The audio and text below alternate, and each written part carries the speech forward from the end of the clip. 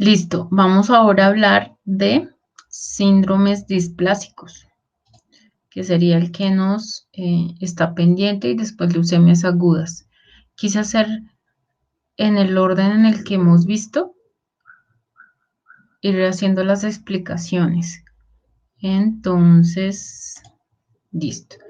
Los síndromes displásicos como tal, entonces, ¿en qué consisten? Ya vimos los trastornos proliferativos o neoplasias proliferativas. Ahora vamos a ver síndromes displásicos. Recordemos que estos dos grupos de leucemias pueden tener blastos de 1 al 19% en médula ósea.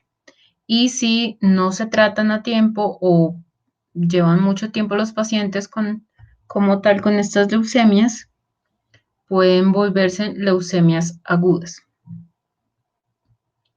Si hacemos análisis de hemograma, ¿qué vamos a encontrar en los síndromes displásicos?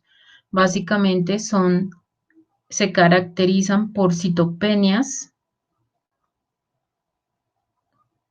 ¿Qué significa la palabra citopenias? Que hay disminución de una, dos o tres líneas. Entonces podemos tener anemia, podemos tener leucopenia con anemia, plaquetas normales o podemos tener pancitopenia. Más o menos esa es la idea. El gran grupo de síndromes displásicos son realmente las llamadas anemias refractarias. Ya vamos a ver por qué son anemias refractarias. Aparte de que hay citopenias, el paciente presenta displasias al valorar la muestra en extendido de sangre periférica. Y pues, al igual que todas las otras leucemias que ya hemos visto, se confirma diagnóstico también con inmunofenotipo o con genética. ¿Listo? Ya vimos qué significaba la palabra displasia, entonces formación diferente como tal. Ya vimos en la primera grabación que se comparaba mucho con estas dos imágenes que tengo aquí al lado izquierdo, que sería algo raro, digamos, ver la mitad de un paciente bien y la otra mal, o una cara toda extraña, fea. En pocas palabras, así se describen las células que vamos a ver cuando hay un paciente con displasias. Son alteraciones como tal del proceso de maduración de las células y hay modificaciones del ADN que causan alteraciones morfológicas y función alterada o aspecto, ocasionan un aspecto diferente en la morfología celular de estas células. La mejor manera como creo que se puede explicar una displasia. Terminología, como les estaba comentando, entonces tienen citopenias, hay afección, es una afección por la que un número de células sanguíneas es más bajo del usual y es la disminución de una o varias líneas celulares. Entonces podemos tener leucopenia refractaria, neutropenia refractaria como tal, podríamos tener una trombocitopenia que no le dan respuesta porque el paciente siempre tiene trombocitopenia, o podemos tener anemias que no saben por qué el paciente continúa con anemia. Entonces, a este gran grupo de síndromes displásicos pertenecen las anemias refractarias. ¿Qué significa el término refractario? Que es resistente a toda terapéutica convencional. Entonces, leucopenia refractaria, neutropenia refractaria, trombocitopenia refractaria, o en este caso, anemias refractarias. Entonces, son quien no se da respuesta al motivo por el cual está ocasionando el paciente esto, y a la vez toda terapéutica que intentan manejarlo como usualmente se manejarían, no dan respuesta a los pacientes. Causas. Entonces se ha visto que hay causas extrínsecas e intrínsecas. Extrínsecas, que el microambiente celular como tal está alterado y ocasionan cambios epigenéticos. Y envejecimiento celular o senescencia prematura, que causa entonces el microambiente medular o celular y el envejecimiento celular ocasionan displasias y apoptosis celular aumentada. Entonces, el 20% de los síndromes mielodisplásicos usualmente está asociado a cáncer o puede estar asociado a quimioterapias también. Sin embargo, pues usualmente esto es como tal lo que ocasiona las causas extrínsecas. Y las causas intrínsecas son anomalías genéticas como tal de las células que producen expansiones clonales, pueden tener presencia de blastos o no. Entonces, ¿qué pasa? Si estamos frente a la médula ósea de un paciente con un síndrome displásico, es muy posible que la médula ósea sea hipercelular, pero debido a la apoptosis prematura tan aumentada del paciente en sus células, al ver el hemograma o ya en lo que es la sangre como tal circulante o el extendido de sangre periférica o frotis de sangre periférica, lo que nos encontramos son citopenias, hay características megaloblásticas de las células, o sea, son más grandes y anormales, tamaños extraños, y anormalidades morfológicas o displasias. Estos síndromes mielodisplásicos tienen siglas MDS o SMD. La tasa de incidencia por edad es principalmente personas de edad avanzada, de 60, 70 o 80 años que pueden llegar a presentar estos síndromes mielodisplásicos. Su diagnóstico, ¿cómo se hace? Entonces, hay que valorar 4 cosas principales en los pacientes. Primero, ¿tiene o no citopenias? Entonces, recordemos, ¿tiene anemia, bisitopenia o pancitopenia? Bueno, eso es lo primero a valorar en el paciente. Segundo, ¿tiene displasias o alteraciones de morfología? Entonces, ¿en dónde vemos displasias? ¿En una, en dos o en las 3 líneas? O sea, en los rojos, en las plaquetas y en los leucocitos o en solo una de esas 3 líneas. Observamos o no observamos sideroblastos en anillo, que eso sería una clase de displasia, ahorita la vamos a ver. Tercero, hay presencia de blastos en la muestra del paciente, entonces también valorar si hay bastones de Auer o no. Y cuarto, si existen o no alteraciones genéticas en el paciente. Entonces, ¿cómo sería morfológicamente la valoración de estas displasias o diferentes formaciones? Ese término dis, esa palabra, esa parte dis antecediendo las palabras es lo que nos ayuda a ver qué es morfología anormal. Entonces, ese dis lo vamos a ver ahorita que en las diferentes clases, en toda la hematopoiesis como tal, si antecedemos esa partecita dis, es porque estamos hablando de que es anormal morfológicamente. Entonces, ¿a qué me refiero con esto?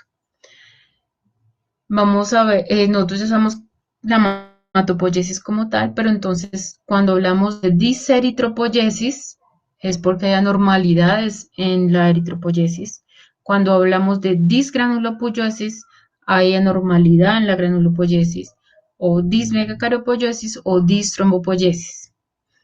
¿Cuál es la idea? Valorar al 100% de la hematopoiesis que vayamos a valorar si a 100 células de esa línea, más del 10% se observan con alteraciones de morfología. Entonces, otro término que también se utiliza es la palabra dismórficos, que sería lo mismo, formas diferentes o displasias como tal, pero se puede utilizar también ese otro término que es dismórfico. Entonces aquí más del 10% de los eritroblastos que se ven son dismórficos. Aquí más del 10% de los granulocitos son dismórficos. En dismegacariopoliesis, más del 10% de las formas de los megacariocitos en médula ósea. Acuérdense que los megacariocitos solo los vemos en médula ósea. Entonces, son dismórficos o en el caso de extendido de sangre periférica, si vemos distrombopoiesis, o sea, más del 10% de las plaquetas que vemos o valoramos son dismórficas. Aquí hay un error. Dismórficas, ¿listo? Entonces vamos a ver a qué se refiere como tal. La valoración cualitativa o morfológica de estas alteraciones, ¿cuál sería? De estos dismorfismos. Sería cualitativa en la diseritropoyesis que podemos encontrar. Puentes intercitoplásmicos, aquí unión normoblasto con normoblasto. Podemos ver vacuolización de los normoblastos o material cromatínico citoplasmático, que serían como inclusiones extrañas en el citoplasma de los normoblastos. Valoración cualitativa también de diseritropoyesis sería ver núcleos multilobulados o cromatinas megaloblásticas, irregularidad del contorno nuclear, que como tal vemos es como asincronía entre el núcleo y el citoplasma, no coincide, hay mucho citoplasma o hay muchos núcleos multilobulados, no es coherente, hay cosas feitas, mejor dicho. También podremos llegar a ver eritroblastos con mitosis anómalas, eritroblastos con núcleos en mórula o lo que se llama cariorrexis. Esa cariorrexis son como el núcleo parecen moritas, por eso es núcleo en mórula. O distribución anómala de hemoglobina como tal que nos hace ver punteado basófilo. Entonces el punteado basófilo se tiene presente como si fuera diseritropoyesis para que lo tengamos presente. Estas son diseritropoyesis, esta es la cariorrexis. Ahora, ¿cómo se hace la valoración cualitativa de la disgranulopoyesis? Que sería en la línea madurativa como tal de neutrófilos o eosinófilos. Entonces, valorar si tienen pseudo-Pellier-Wett o bisegmentación nuclear. Entonces, recordemos que la palabra pseudo significa que se parece morfológicamente, pero no específicamente estamos diciendo que estamos frente a una alteración Pellier-Wett. Entonces, pseudo Pellier-Wett, entonces, o es bisegmentación o con un solo núcleo también.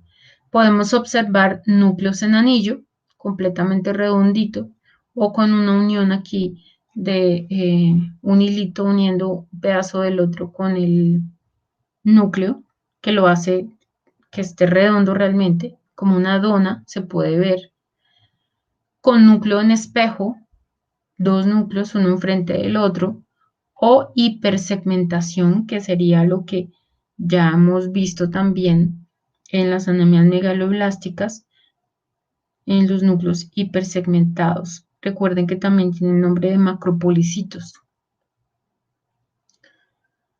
En disgranulopoyesis también que podemos ver hipercondensación cromatínica, entonces eso es lo que nos hace siempre dudar, creo que ya se han dado cuenta en las láminas que les he enviado, que a veces no saben si es un linfocito o es un normoblasto, precisamente porque la alteración morfológica que se ve es hipercondensación de la cromatina y vemos estos como grumitos. Recuerden que nosotros ya les había explicado esa parte de, ahora se me olvidaron los términos. Bueno, el hecho es que vemos condensación anormal en los núcleos de cualquier célula. Apéndices nucleares, es decir, como pelitos o punticos que se ven saliendo por los lados de los núcleos, o cuerpos de Dole, que es básicamente estas manchitas grises que pueden ser grandes, pequeñas, alargadas, redondas, que se ven en el citoplasma de algunas células de la parte de los neutrófilos principalmente. Podemos llegar a ver hipogranularidad, entonces se evidencia mucho más en los eosinófilos hipogranularis, pero creo que ya también se han dado cuenta en una lámina que les envié para valorar el síndrome mielodisplásico, que también ya es más evidente cuando hay hipogranularidad en los neutrófilos o en la maduración de los neutrófilos. Se puede observar gigantismo granular o gránulos tipo pseudo, Chediak y Hashi. Recordemos que hay una patología que es Chediak y Hashi, y cuando ponemos el pseudo antes es que se parece a la morfología, pero nada más. Valoración cualitativa dismegacariopollesis o alteraciones en los megacariocitos que se ven solo en médula ósea serían ver megacariocitos monolobulados de varios tamaños o megacariocitos con asincronismo madurativo entre núcleo y citoplasma. En las distrombopoyesis, ¿qué podemos observar? Entonces podemos ver plaquetas en formas gigantes.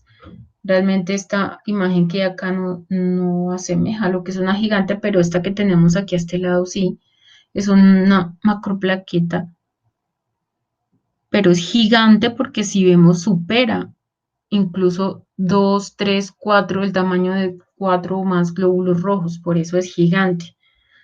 Plaquetas agranulares o las llamadas plaquetas grises serían manchitas pequeñas grises que no le vemos granulación. Recordemos que esas, como no tienen granulación, muy posiblemente los equipos no las detectan. Entonces nos puede llegar a dar un conteo mayor de plaquetas cuando lo hacemos de manera manual. Estas plaquetas grises se cuentan como si fueran plaquetas normales cuando hacemos nuestro recuento.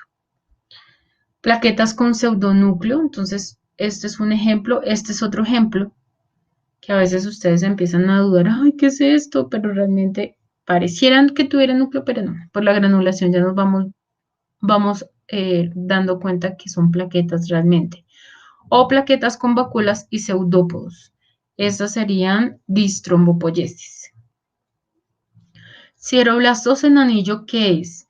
Es acumulación de gránulos de hierro alrededor del núcleo de los normoblastos. Entonces pueden ser de 1 hasta 5 núcleos, gránulos como tal, cuando se hace coloración de azul de Prusia, para ver como tal la presencia de hierro. Entonces pueden ser de 1 a 5 gránulos o más alrededor del núcleo del normoblasto, cuando hacemos esa coloración especial. Esos son sideroblastos en anillo. Entonces, ¿qué mutación se ha encontrado? La SF3B1, de alteración genética, sería de buen pronóstico y se ha encontrado presente en el 60-80% de los casos de síndromes displásicos. Cuando se hace el análisis genético, ¿qué se ha encontrado? Que hay eliminación de lesión de un pedazo de cromosoma o de un cromosoma completo.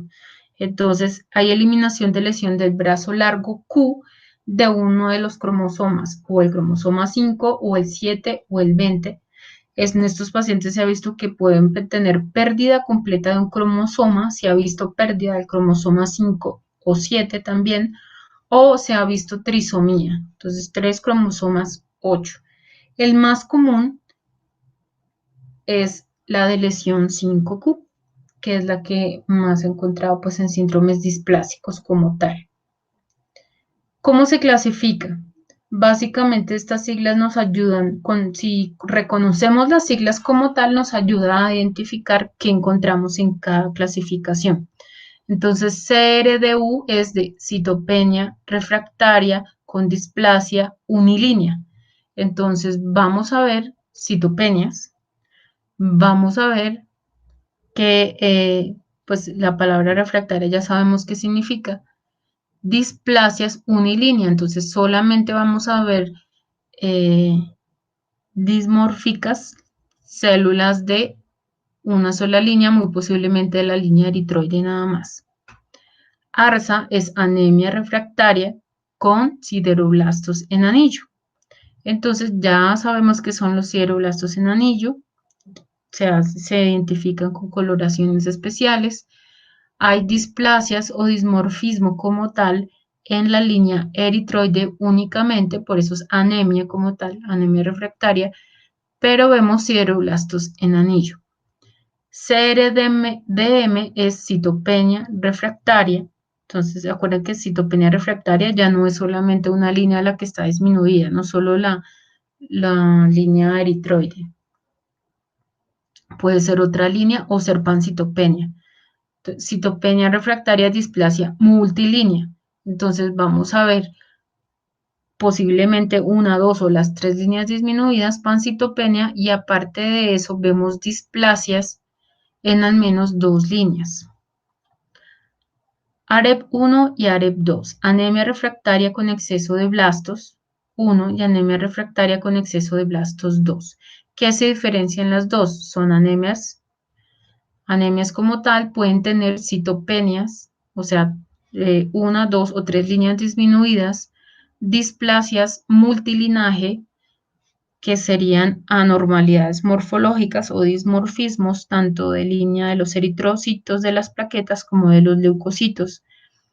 Si se dan cuenta, el caso que les envié lámina para para la tercera semana, que es síndromes displásicos, están viendo una anemia refractaria, una AREP, pero entonces es bueno que cuando hagan su diferencial identifiquen si están frente a uno, AREP 1 o AREP 2, que lo que las diferencia es que la AREP 1 tiene de 5 a 9% de blastos y la AREP 2 ya tiene de 10 al 19% de blastos, aparte de las citopenias y la alteración, los dismorfismos de las líneas. Existen otras cosas loquitas que es síndromes mielodisplásicos no clasificables o que simplemente tienen eh, la alteración del 5Q. O sea, es la generalidad para que las reconozcan la clasificación. Creo que no ha cambiado mucho a comparación de la del 2017. Se maneja similar. Bueno, entonces ahora, ustedes, si se han dado cuenta cuando hablamos de neoplasias proliferativas, no hablamos de un tipo de la línea monocítica. Entonces resulta que ese aumento de la línea de los monocitos se ha visto relacionada con algo llamado trastornos mielodisplásicos mieloproliferativos. Esa cosa que es y con qué se come. Suena chistoso, pero es así. Entonces, se han dado cuenta que los criterios para la leucemia mielomonocítica crónica como tal, que sería la versión de neoplasia proliferativa de la línea monocítica, está muy relacionado con displasias. Entonces, por eso serían trastornos mielodisplásicos mieloproliferativos. ¿Cómo se confirma? Cuando, aparte de las displasias de una o más líneas, se encuentran también blastos, menos del 20%, acordémonos, porque si no, no serían proliferativas, sino agudas. Hay ausencia de cromosoma Filadelfia y se observa un aumento más o menos de más del 10% de monocitos en el extendido de sangre periférica y médula ósea. Existen pues ya marcadores también que ayudan a identificarlos, pero esto es lo principal para que lo tengamos presente, de por qué no se habla de la parte monocítica cuando hablamos de neoplasias proliferativas, porque es una combinación realmente de displasias con proliferación de monocitos. Bueno, y todos estos pacientes, ¿qué tal será el pronóstico? Entonces, existe un sistema internacional de puntaje pronóstico, IPSS, que dependiendo de la cantidad de blastos, alteraciones genéticas, citopenias y presencia de displasias y de sideroblastos en anillo, se dan puntajes. Entonces, según los blastos, la citogenética, las citopenias, se dan como tal puntajes. Dependiendo de ese puntaje, se conoce en qué categoría de riesgo está el paciente y asimismo esto ayuda para la toma de decisión de qué quimioterapia se utiliza con el paciente. Listo. En diferencias importantes con las anemias, voy a tratar de hacer una grabación también explicando todo este cuadro y todas las diferentes clases de anemias. Pero entonces aquí nos explican algo importante, digamos, cuando hablamos de las microcíticas hipocrómicas, esta anemia sideroblástica. ¿Por qué puede llegarse a hacer análisis de médula ósea? Recordemos que es un aumento de hierro, entonces lo que se intenta es descartar que a pesar de que sea microcítica hipocrómica, tenemos anemia, no sea una anemia refractaria como tal, y se intenta a veces descartar que no hayan sideroblastos en anillo, que sería lo que ayuda a diferenciar una anemia sideroblástica como tal de un síndrome mielodisplásico. Ahora, los síndromes mielodisplásicos se presentan inicialmente como anemias macrocíticas no hemocrómicas, entonces hay que tener cuidado en estos pacientes en los que se sospechan anemia megaloblástica, se le da tratamiento sin hacerle exámenes clínicos y no evoluciona el paciente. Entonces, tener presente que tendríamos volúmenes corpusculares medios aumentados y a su vez displasias, que sería lo que nos ayuda a identificar. Ahora, ¿qué más nos ayuda a identificar y diferenciar con una anemia? Que el síndrome mielodisplásico, si le valoráramos vitamina B12 o ácido fólico, que sería lo que nos ayudaría a confirmar una anemia megaloblástica, entonces esta vitamina B12 ácido fólico estaría disminuida, perdón, estaría disminuida en una anemia megaloblástica y en el caso del síndrome mielodisplásico no estaría alterado el resultado de vitamina B12 ácido fólico. Si el médico le solicitara inicialmente esos exámenes, ¿no? Listo. Sideroblastos en anillo, entonces, lo que les estaba comentando ahorita, estaría diferenciándose, es una displasia como tal, tener sideroblastos en anillo, está relacionado con alteración genética de CF3B1, que es de buen pronóstico, y se diferenciaría de esta manera de las anemias sideroblásticas. Entonces, ¿cómo las diferenciamos de otra clase de pancitopenias? Entonces, diferencias en la médula ósea. Si estuviéramos frente a una anemia aplásica, observaríamos una médula ósea prácticamente desocupada, hipocelular. Si estuviéramos frente a una anemia megaloblástica avanzada, tendríamos aumento de la línea eritroide, pero pancitopenia en el paciente debido al aumento también de apoptosis, recordémoslo, y alteraciones. Si tuviéramos frente a una mielofibrosis, entonces recordemos que todos estos son pancitopenias, pero cuando se hacen análisis de médula ósea es que nos ayuda a diferenciar las patologías. Entonces, mielofibrosis, encontramos fibrosis en médula ósea, lo que nos confirma como tal el diagnóstico. Y en un síndrome mielodisplásico estaría hipercelular, al igual que en la megaloblástica, la médula ósea estarían en estos dos casos hipercelulares, pero recordemos que en el hemograma ya habría pancitopenia por aumento de apoptosis, pero entonces aquí vemos línea eritroide normal, aquí veríamos un montón de células con alteraciones y dismorfismos como tal de las líneas, lo que nos ayuda a confirmar el diagnóstico de síndrome displásico, aparte de la genética. Si estuviéramos frente a una pancitopenia, pero resulta que es de esas que hay demasiada formación celular y no sale, no se puede tomar la muestra por aspirado, pero cuando hacen la biopsia de médula ósea se dan cuenta que está llena de celulitas, de blastos. Entonces, así sería una pancitopenia, pero que en caso de una leucemia aguda, médula ósea estaría llena de células. ¿Cómo es el tratamiento de la leucemia? Quise unir el tratamiento aquí en este video porque la explicación de leucemias agudas es también un poquito extensa. Entonces, en este video me ayuda a explicar esta parte también. ¿En qué consiste el tratamiento de todas las leucemias?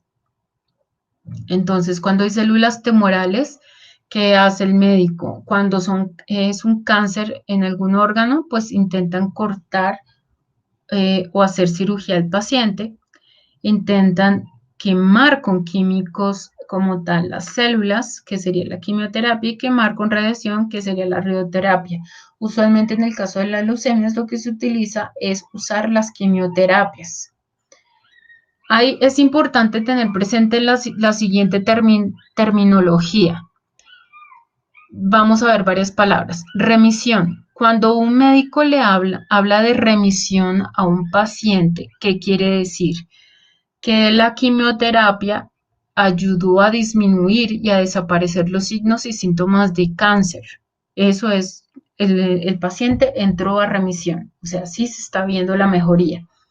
Remisión parcial, que es que algunos signos y síntomas del cáncer han desaparecido, pero no todos. Entonces, cuando le hablan a uno de remisión parcial, toca estar como pilas.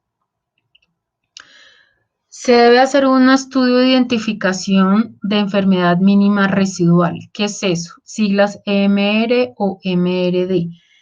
Es mirar, dependiendo de la sensibilidad de los equipos, es importante tener excelentes equipos y muy sensibles, mejor dicho, en pocas palabras es eso, para que logren identificar así sea una sola célula leucémica por cada 10.000 a 100.000 células, que realmente sea confiable la técnica que se está usando y que realmente nos ayude a identificar así sea una sola célula.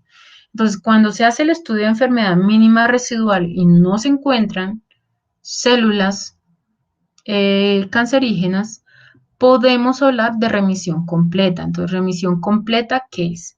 Cuando te dicen, no, el paciente ya entró a remisión, recuerden, se bajaron los signos, síntomas, pero cuando te hablan de remisión completa es porque realmente ya se valoró todo, es decir, todos los signos, síntomas de cáncer desaparecieron. El cáncer puede estar todo en el cuerpo, pero cuando hacen el análisis ¿de qué? Ahora me olvido, de enfermedad mínima residual, no encuentran blastos, no se detecta por morfología, por citogenética, por citometría de flujo ni por biología molecular. Eso es que el paciente entró a una remisión completa. No se encuentra ningún rastro realmente de ese cáncer en ese momento. Listo. Cuando nos hablan de recidivas, probabilidad de recidiva es la posibilidad de reaparición del tumor tras un periodo más o menos corto o largo de ausencia de enfermedad. Entonces vamos a hablar de eso también. ¿Qué medicamentos? Esto es para que me entiendan ahorita lo que les voy a explicar. Recidiva es opción de que reaparezca. Medicamentos para la quimioterapia, pues no hablamos específicamente porque no es nuestra área. Nosotros como bacteriólogos no damos tratamientos ni como tal ponemos medicamentos, pero para que entendamos en qué consiste. La mayoría de las quimioterapias lo que hacen es evitar la síntesis de ADN, desactivar genes o proteínas que ayudan a que se multipliquen las células y evitar como tal división celular o multiplicación celular. En eso consisten las quimioterapias. Hay muchas clases de quimioterapias y diferentes centros o enfoques para actuar para que la célula no se multiplique. Pero eso tiene efectos secundarios. Entonces, esta quimioterapia podemos llegar a ver vaculitas en toda clase de células, de manera en morfología, cuando hay pacientes en quimioterapia. Pero como todas las quimioterapias, lo que hace es evitar mitosis de células. Entonces, no solo nos va a atacar las células malignas, sino también otras células que normalmente tienen alta proliferación en nuestro cuerpo. ¿Cuáles son? El cabello, por lo tanto, produce alopecia en el paciente. En las células hematopoyéticas se disminuyen en su totalidad, lo que cual ocasiona una pancitopenia y la pancitopenia, pues ya saben cuáles son las implicaciones, porque el paciente pues se puede sangrar, puede tener infecciones recurrentes. Todo esto genera también que esos pacientes tengan que tener transfusiones continuas. Afecta a las células intestinales, entonces por eso los pacientes tienen emesis o vómito, mucositis o inflamaciones, diarrea, altera la piel porque esas células de la piel también se multiplican normalmente, tienen alta proliferación, entonces por eso estos pacientes pueden tener hiperpigmentaciones, hipopigmentaciones, dermatitis o infecciones en piel de tipo bacteriano o candidiasis. Y a su vez, las quimioterapias pueden ser tóxicas en general para otros órganos. Pueden hacer daño hepático, daño renal, neurológico o como tal cardiotoxicidad. Entonces, para que vean todas las implicaciones y por qué todos esos signos y síntomas realmente de un paciente cuando le están haciendo quimioterapia. Si en general valoramos las quimioterapias, entonces, ¿qué encontramos? En los pacientes mayores de 60 años es cuando menos tolerancia se ha visto. En el 9% de los pacientes que tienen tratamiento con quimioterapia a causa de la pancitopenia pueden morir. Remisión, que acordémonos que es como la evolución, un buen pronóstico de que se está desapareciendo el cáncer, entonces remisión depende de la edad también. Entonces, una remisión de 80% se ha visto en los niños, entonces recuperan súper rápido. Pero asimismo esa recuperación va disminuyendo a medida que avanza la edad de los pacientes. Entonces, hay menor porcentaje de remisión en pacientes entre mayor edad tengan. Recidivas, que acuérdense que eran como posibilidad de que vuelva y aparezca la enfermedad, o recaídas. Puede estar presente en un 53% de los pacientes. Entonces, esas recaídas, si no son inmediatas, pueden llegar a cursar o reaparecer la enfermedad en una variación entre 4 años a 16 años. Y no solo en adultos, sino en niños o en adultos. Entonces hay que tener siempre presente que los niños que lleguen a presentar leucemias en su infancia y presentan una buena remisión o una remisión completa, igual deben tratar de mantener cada año en control para evitar o identificar a tiempo recidivas. ¿En qué consiste la quimioterapia? Entonces, usualmente los pacientes los sientan en sillas cómodas que puedan estirar sus pies en algunas ocasiones, o simplemente sentados cómodamente. Les ponen bolsas que parecen de suero, dependiendo, se ha visto que dependiendo de la agresividad de la quimioterapia, entonces también varía el color incluso de las bolsas. Hay quimioterapias un poquito suaves que son transparentes como el suero, otras que son amarillas y otras que incluso son rojas, que se han visto que son de las más agresivas. Estas quimioterapias tienen dos procesos, uno de inducción y otro de consolidación. El de inducción es 2 semanas en proceso de como de acoplar al paciente, recibir la quimioterapia, y es un poco más suave. Y el de intensificación o consolidación, que más o menos puede llegar a durar 4 meses, que ya es como con la quimioterapia como tal, más fuerte o agresiva. Y esta terapia puede llegar a durar hasta 18 meses. Puede ser de largo plazo o corto plazo, dependiendo igual de cada caso de los pacientes. Pronósticos. Dependiendo de la clase de leucemias que tengamos, el pronóstico de los pacientes puede ser favorable o menos favorable. Entonces, de los pronósticos favorables tenemos una translocación 821, que es un poquito similar a la M2, translocación 1517, que es la promielocítica, inversión 16, que es la eosinofílica, y SF3B1, que es de las que vimos hoy, de síndromes displásicos con sideroblastos en anillo. Pronósticos menos favorables están las que ocasionan de lesiones, que son en los síndromes displásicos y en las leucemias agudas M6, que serían las eritroides. Pronóstico intermedio serían las leucemias agudas M2 o M4, y de curso agresivo serían la M5 o M6, que son la monocítica o la eritroide. Algo también a tener presente, la leucemia linfoide aguda se presenta en mayor frecuencia en niños, y la leucemia linfoide crónica es más frecuente en adultos.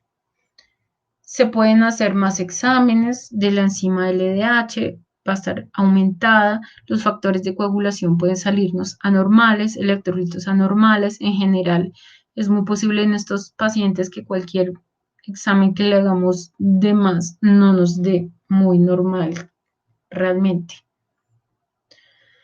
Complemento a quimioterapias. Entonces ya les comenté el doctor Alberto Marti, que es médico y hematólogo. Él sugiere, él muestra que las alteraciones y las células cancerígenas que tienen de diferente con las células normales. Entonces, en una célula sana vive en un medio alcalino, vive con oxígeno, vive con poco sodio, vive, su interior es ácido y maneja proteínas levógiras. Depende, aquí está un ejemplo de levógiro y de extrógiro, que es como la distribución como molecular como tal de las proteínas. ¿Y qué pasa en una célula tumoral? Vive en un medio ácido, vive sin oxígeno, es decir, es anaeróbica, vive con mucho sodio, o sea, ojo cuando utilizan demasiado el bicarbonato, que hay sitios también donde dicen que tomar mucho cosas con bicarbonato ayuda y tampoco es, hay que tener un equilibrio ahí con eso también. Y el interior de las células alcalino, entonces aquí en la sana el interior es ácido, exterior alcalino. En la tumoral, interior alcalino, exterior ácido. Y utiliza proteínas dextrógenas. ¿Cómo se puede acorralar un tumor? O aparte de quimioterapias, radioterapias, etcétera, ¿qué podría hacer el paciente también para poder ayudar a matar estas células malignas? Entonces, se sugiere una dieta alcalinizante, entonces no es que nos volvamos vegetarianos, sino tratar de, aunque sea un día a la semana, comer vegetales en desayuno, almuerzo y comida. Existen ya quimioterapias como la vincristina, que es vegetal, pero se utiliza pues dependiendo de la clase de leucemias o patologías. En los médicos saben más que nosotros de utilizar esa clase de quimioterapias. Se puede utilizar hidroterapia. ¿En qué consiste la hidroterapia? Es como hacer una diálisis como tal, celular.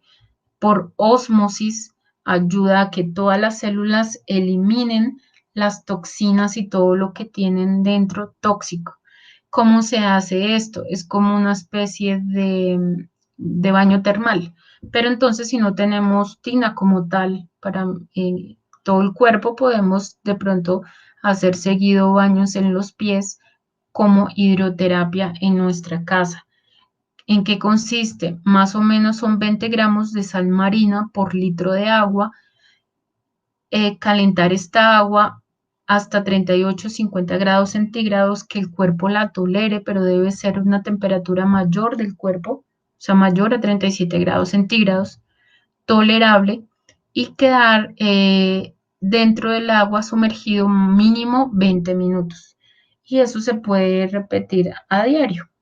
Eso ayuda a eliminar toxinas y ayudar a no favorecer el ambiente tumoral de las células. Tratamientos naturales, hacer ejercicio, eso ayuda a que por medio del sudor se eliminen ácidos del cuerpo. Tomar 1 litro de agua a diario, lo que siempre nos recomiendan los médicos, porque nos ayuda a eliminar estos ácidos por orina. Y tratamientos físicos que se han podido utilizar pues para aumentar el oxígeno y ayudar a que se mueran las células malignas es la ozonoterapia, que normalmente pues se utiliza ya en casos, ya personas que realmente lo requieren. Listo. Entonces hasta aquí va esta grabación. Espero les haya quedado claro también esa generalidad de los tratamientos en los pacientes.